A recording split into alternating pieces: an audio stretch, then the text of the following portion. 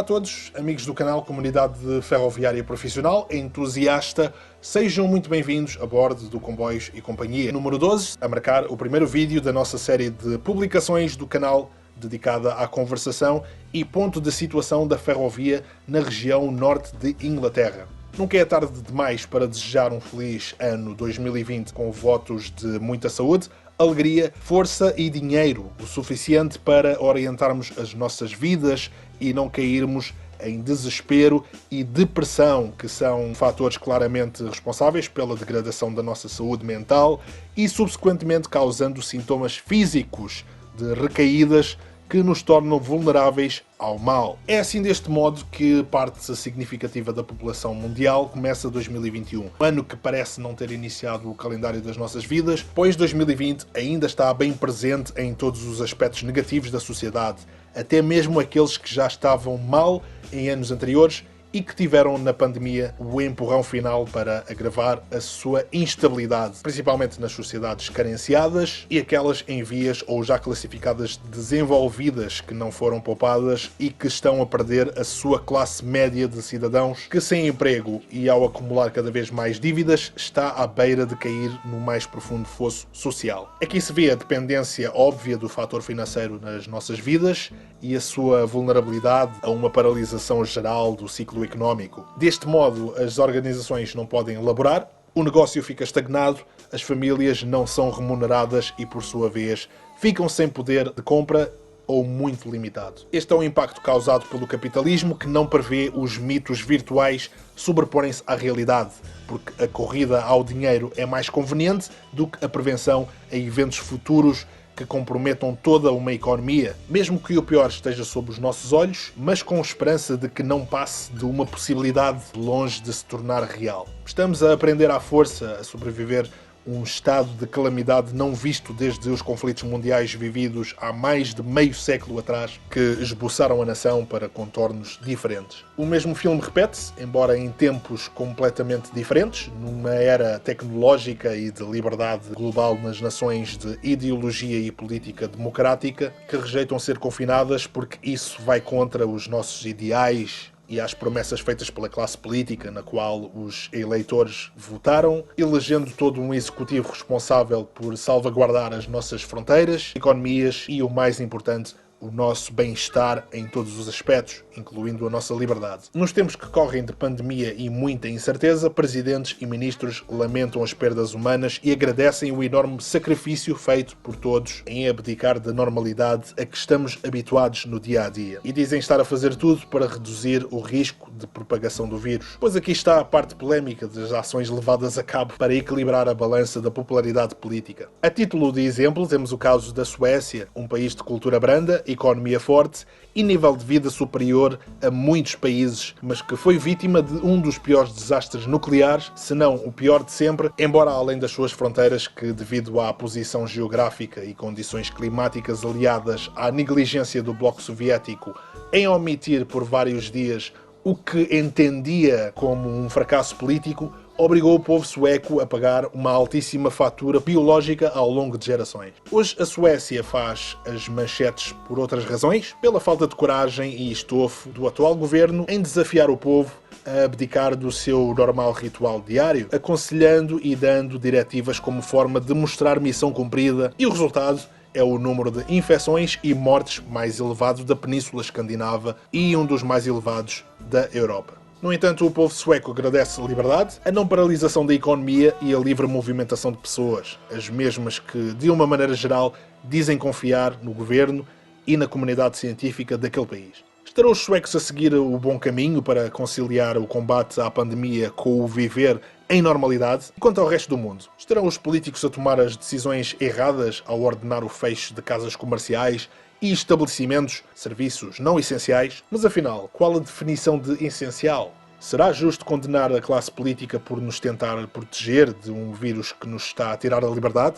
Devem ou não reabrir a praça pública à normalidade para gerar lucro em função de uma nova variante de vírus voltando a ordenar novo confinamento social e restrições por tempo indeterminado, pondo em risco o funcionamento dos estabelecimentos de ensino? Mas esta última foi exatamente a opção mais acertada para atender a vários grupos financeiros. Os governos deram cobertura e apoio nesse sentido, dando a máxima credibilidade aos cidadãos de que era seguro transitar nas ruas, viajar e confraternizar durante uma pandemia que ainda está fora de controle. E nem os profissionais de saúde foram exceção na hora de fazerem as suas vidas, pois também são seres humanos, com família e amigos, merecedores da sua liberdade e que, tal como qualquer um de nós, confia no governo da sua nação. Mas foram muitos destes trabalhadores essenciais que responsabilizaram os membros do público por não estarem a colaborar e até celebrarem a vida. Vejam só, durante estes últimos 10 meses, as pessoas têm sido julgadas, expostas e humilhadas por celebrarem a vida, logo sendo irresponsáveis por fazê-lo, como se isso fosse sinónimo de um ato criminoso, contra todo o esforço que o pessoal médico está a fazer por todos nós. Sugiro, no entanto, que todos os trabalhadores essenciais continuem a fazer o seu brilhante trabalho e que eles façam também as suas vidas, normalmente aproveitando todos os descontos que lhes têm sido disponibilizados, mas que não caíssem nessa tentação de responsabilizar a população por não colaborar, mas responsabilizar sim os governos, porque esses não estão a colaborar de todo, só em parte. E todos sabemos que é um dilema, porque o trabalho dos governantes é proteger também a economia, como foi referido há pouco, né? E se não estivéssemos tão dependentes do dinheiro, como é o caso de sociedades que vivem daquilo que produzem, nas áreas mais rurais e remotas, onde a questão da pandemia não tem tido um impacto tão grande, aí sim seria mais fácil de combater este problema. Até porque uma dieta com origem em alimentos que vêm diretamente da terra, sem químicos adicionais, iria nos fortalecer contra muitos problemas de saúde que são tão característicos de quem vive nos meios urbanos, pois não levamos uma alimentação tão regrada e vivemos em stress. Mas existe aí uma turma de gente e influenciadores que em tempo de crise está muito interessada em ganhar dinheiro online com o nosso tempo, os nossos likes, as nossas opiniões, a fim de ganhar popularidade, não olhando às consequências a que os seus posts e publicações dão origem. Portanto, o que eu digo é que há muita rede social na mente de gente vulnerável que, achando não ter mais do que fazer, aprender ou sem perspectivas de futuro, durante uma crise, se deixa influenciar pelo que é socialmente aceito. Obviamente nós lemos, vemos, escutamos e não podemos ignorar, mas daí a partilhar o ridículo vai uma longa distância. É por essa razão que eu aqui sempre aconselho a que vivam e celebrem o melhor, mas com limites, respeitando sempre o próximo, e quem de facto não se dá ao respeito são os políticos que querem, e repito, manter popularidade, atendendo a certos grupos para os silenciar, à revelia de uma maioria que se sacrifica e depois o resultado é aquele que se vive. O povo está a ser subjugado, as pessoas estão umas contra as outras e a revolta social é o complemento da crise sanitária. Melhores dias virão, assim façamos questão para levarmos o novo normal da melhor forma, mas o arranque não será fácil e infelizmente muitas vidas vão ser perdidas. Não apenas pelo vírus, mas também causadas pela depressão, a angústia e o desespero, grandes assassinos da humanidade e que muita gente se esquece. A vacinação contra o vírus e as suas variantes será uma ajuda, mas segundo a comunidade científica, os indivíduos vacinados serão sujeitos também a medidas de proteção que passam pelo repouso e isolamento. De facto, existe um problema muito grande, em especial nos países com um bom sistema de saúde, caso aqui do Reino Unido, país com altíssimo número de infectados e mortes em toda a Europa, a sofrer uma reestruturação aduaneira e burocrática durante o divórcio com os 27 membros da União Europeia, a criar dificuldades dia após dia. Nem parece vindo de uma nação que domina o espírito de explorar o mundo, a aventura, estabelecer intercâmbio de tradições e culturas. O problema que se põe quanto à pandemia é a forma como ela tem sido encarada por grande parte dos cidadãos britânicos. É o levar por garantido todo o sistema de saúde e seus mecanismos de combate à infecção num indivíduo. Até mesmo na mais básica das unidades públicas de serviço médico, que tomara muitas nações ditas desenvolvidas estivessem munidas de tais instalações, equipamentos e profissionais médicos. Sem estes últimos não seria possível, e repito, todo o fantástico trabalho incansável levado a cabo por estes profissionais. E por essa razão, quer o governo, quer parte da população,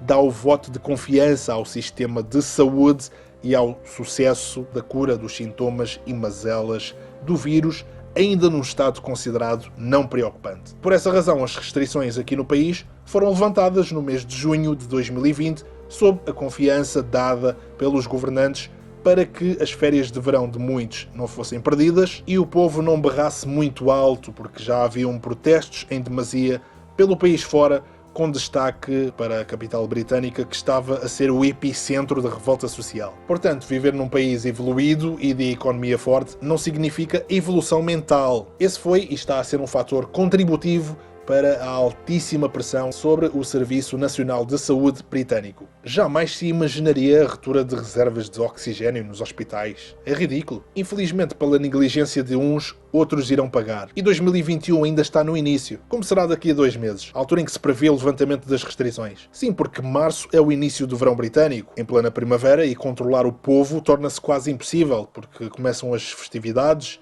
e feriados nacionais que não existem durante o primeiro trimestre, que agora se vive e é a altura da ressaca dos gastos de Natal. Também o clima gélido afasta as multidões da praça pública e é, portanto, a altura ideal para confinar o povo. O povo pobre, entenda-se. A vida de quem tem verdadeiramente posses é de liberdade, embora muito limitada às suas vivendas, mansões, propriedades e iates a navegar por esses mares sem limites. Deste modo, faz-se e vive-se a pandemia com outra classe e qualidade, pois para estes seres há lazer e saúde exclusivos e personalizados, servidos do bom e do melhor, independentemente da fonte de riqueza. Obviamente, dentro destas pessoas ricas e com posses, existe uma grande maioria que o consegue por trabalhar de forma digna, tirando partido das oportunidades que a pandemia tem trazido a muitos negócios que estão em alta, como é o caso da indústria farmacêutica, a logística, como é o caso da Amazon e até a fabricação de veículos de tecnologia híbrida, já não falando na indústria em geral, como é o caso dos fornecedores para o serviço de saúde. Portanto, sugiro-vos que estejam atentos a muitas dessas oportunidades, quer de emprego, quer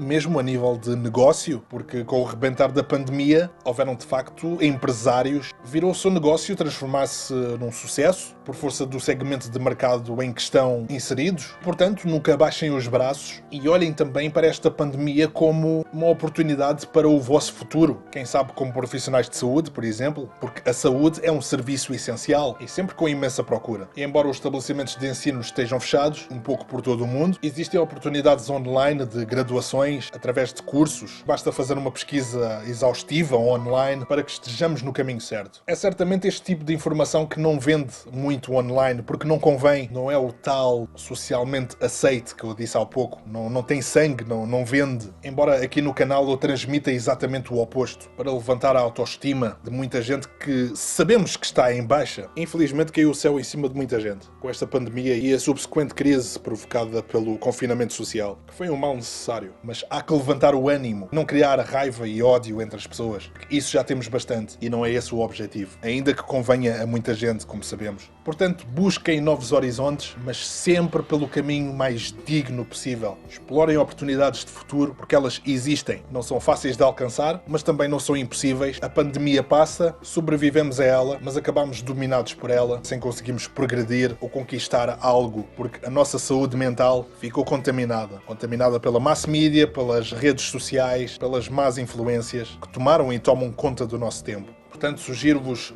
prossigam as vossas vidas da melhor maneira. Estou aqui para vos ajudar, para vos aconselhar e não apenas aqui para falar de comboios e de ferrovias. Esse é apenas um complemento, obviamente, porque faz parte de mim, faz parte do meu hobby, mas tem que existir aqui também uma vertente social. Vamos então para a nossa temática informativa com Linha 1 e o tema 2021 Ano Europeu do Transporte Ferroviário. Espero que tenham gostado do breve spot promocional da minha autoria, de modo a informar a toda a audiência do canal acerca desta iniciativa que eu não podia deixar em branco. Iniciativa esta que é levada a cabo pela Comissão Europeia, o organismo executivo da União Europeia, gestor das leis e políticas, entre outras responsabilidades que lhe competem, bem como a atribuição de fundos aos países membros da União Europeia. O objetivo deste Ano Europeu da Mobilidade sobre Carris é o apoio a um dos setores mais afetados pela crise pandémica que afastou em países como Itália, Espanha e França mais de 3/4 dos utentes da ferrovia. Mas países como a Grã-Bretanha sofreram o impacto maior,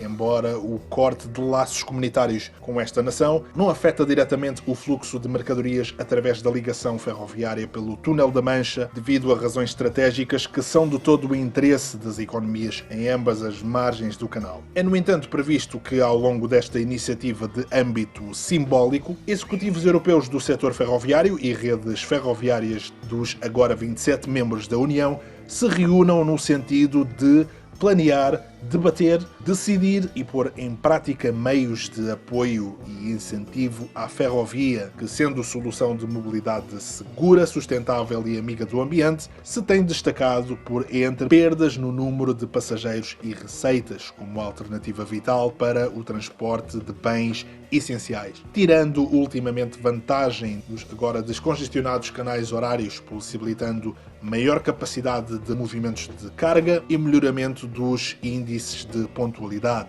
Como é evidente, muitos operadores, se não todos os de serviços de passageiros, no caso britânico, foram obrigados a ajustar os seus horários de acordo com a procura. Só assim, em pequeno à parte, por cá em média, em cada 4 serviços, no mínimo 1 é suprimido do horário, muito por força também da bastante transmissível variante do vírus, que pôs em isolamento um número significativo de recursos humanos na linha da frente das operações, os fiscais e maquinistas, para ser mais exato. Também a questão linha de alta velocidade número 2 é posta em causa por muitos dos que já não eram de todo defensores da sua construção.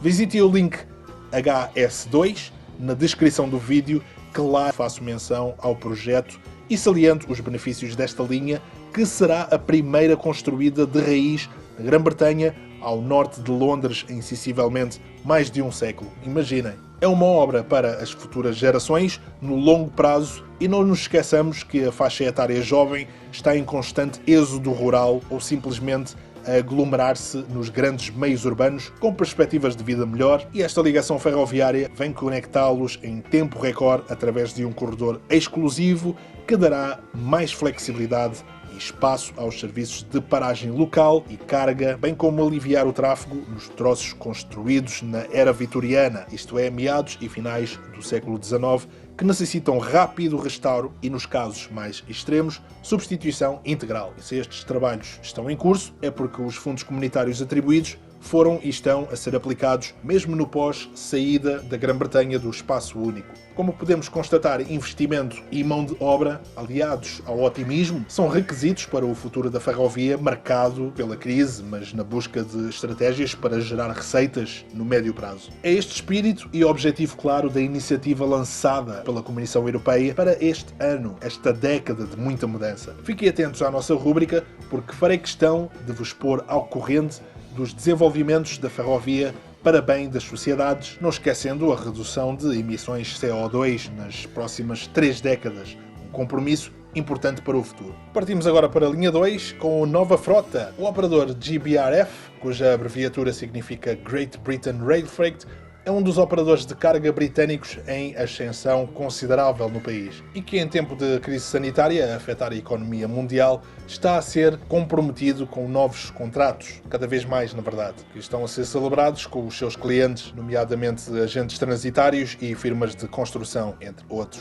sendo este último contrato um dos segmentos de mercado mais lucrativos e promissores, dado o cada vez maior investimento do país na construção de imóveis, numa fase em que a procura de residências está no seu pico e as oportunidades de negócio no setor, embora em tempos de incerteza, nem por isso vê ceticismo no futuro do mercado imobiliário. O operador ferroviário, em colaboração com a empresa especialista em leasing de material circulante Beacon Rail e em aprovação com o executivo da Ferrovia e Rodovia, está em processo de importação de 14 locomotivas diesel-elétricas classe 66 ou tipo 5 General Motors, que são provenientes de operadores da classe em serviço na Europa continental. Esta é a resposta ao crescente número de serviços, o que vem totalizar a frota de exemplares do operador para mais de 100. O operador conta, no entanto, com mais 5 classes de locomotivas entre elétricas e diesel para operações de carga e passageiros. Entre os novos serviços destaca-se o recentemente introduzido comboio intermodal, isto é, transporte de contentores, entre o terminal de mercadorias de East Midlands Gateway, localizado na região centro de Inglaterra ao sul da cidade de Nottingham, e o porto de Liverpool, situado aqui na região noroeste de Inglaterra. Sendo este porto destino e origem deste fluxo, uma porta estratégica para as transações dos mercados mundiais, localizada a oeste da ilha,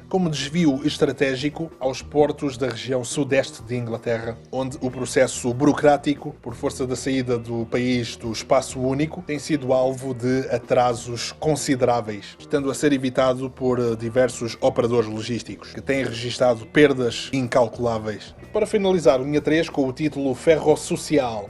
Título este bastante sugestivo, que combina a vertente ferroviária com a vertente social a que eu anteriormente me referia. A Network Rail está a levar a cabo uma ação de doação de computadores portáteis previamente operados pelos seus serviços administrativos e que se destinam a crianças nas mais diversas e remotas áreas da Grã-Bretanha, que carecem de acesso online no seu ciclo de aprendizagem remota durante o já extenso período de confinamento social decretado pelo Governo e que irá mantê-las afastadas do ambiente escolar durante o corrente trimestre, ou pelo menos parte dele, visto que se considera a reabertura dos estabelecimentos de ensino primário e secundário a 8 de março, mas que está longe de ser viável dado o número de óbitos e infecções do vírus a criarem sobrecarga no Serviço Nacional de Saúde. Isto traduz-se na impossibilidade de muitos encarregados de educação estarem presentes nos seus empregos, que obrigam à deslocação entre as suas residências e os postos de trabalho. A Network Rail atenta às dificuldades de partilha dos dispositivos portáteis, que em muitos agregados não passa de um exemplar. Espera doar 8.000 computadores portáteis, já tendo entregue cerca de 100 que foram doados a uma escola primária na parte este da cidade de Manchester, aqui na região noroeste do país. É uma iniciativa levada a cabo por funcionários voluntários com o objetivo de ajudar, dentro do possível, os mais necessitados nestes tempos conturbados, segundo palavras de uma funcionária dos serviços informáticos responsáveis pela reabilitação e entrega dos aparelhos. Como veio, o mundo da ferrovia não se resume a 2 carris e material circulante sobre eles, mas também em inúmeras vertentes. E este primeiro vídeo do ano poderá ser a chave para abrirmos os horizontes. Muito obrigado pela vossa preferência. Sugiro-vos que reflitam acerca das dicas lançadas quanto ao futuro das vossas vidas. Subscrevam, protejam-se, divirtam-se com responsabilidade. Sejam felizes na minha companhia.